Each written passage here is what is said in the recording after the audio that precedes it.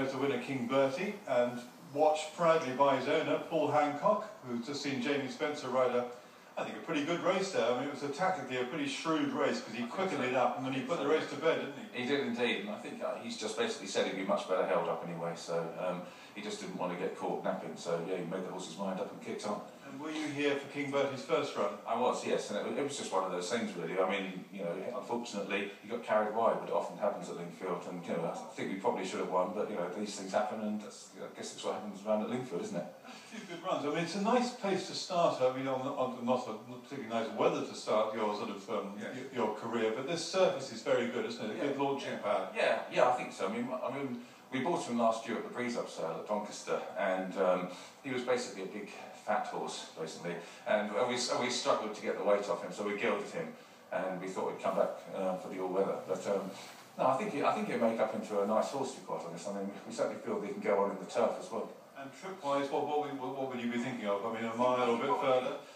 Well, Pete entered them in 7 furlong and mile races, so I think either of those two, and maybe go a bit further. In the Machiavellian is the dam sire, so it could probably go on a bit further. And you've had a bit of success in the past with Peter? I've been very, very lucky with Peter, yes. I had King's Warrior, who won the John Smith Magnet Cup last year, and before that I had Caravan.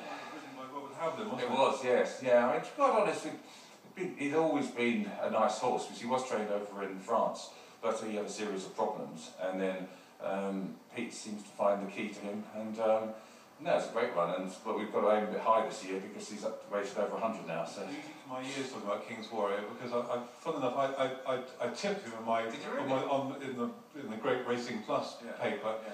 I don't know, I thought the ground was the main thing, because he liked soft ground, but the way the race developed, I couldn't believe it, because you saw Robert Havlin just sort of poised in behind him and just, he murdered them. He said to me after the race, because he was following Mihar, who was the hot favourite of Roger Varian, who then slipped up, but he said he felt he was going better than him at the time anyway, so he was ready to kick on. But he's a bit quirky, and he does need it all to drop right. You've got to have that sort of ground, do you think?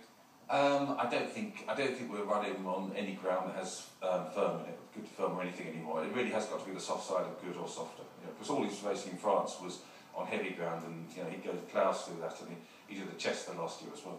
So what's the main sort of pot you'll be chasing this year? I think we'd love to go back to the John Smiths, but I mean, we're going to have to be casting £7 more at least, possibly £10 more. I think we might go for the City and the Suburban in the meantime, in Epsom at the end of April. Yeah. Good. Epsilon, I was saying. Anyway, very good. Well, very good. Nice to hear about King's Warrior. You're about to get a trophy. It's fantastic keeping everything waiting here, because look at that. They're up on the podium. Okay, you can carry on now. Yeah, so the owner can now get his prize, King Bertie.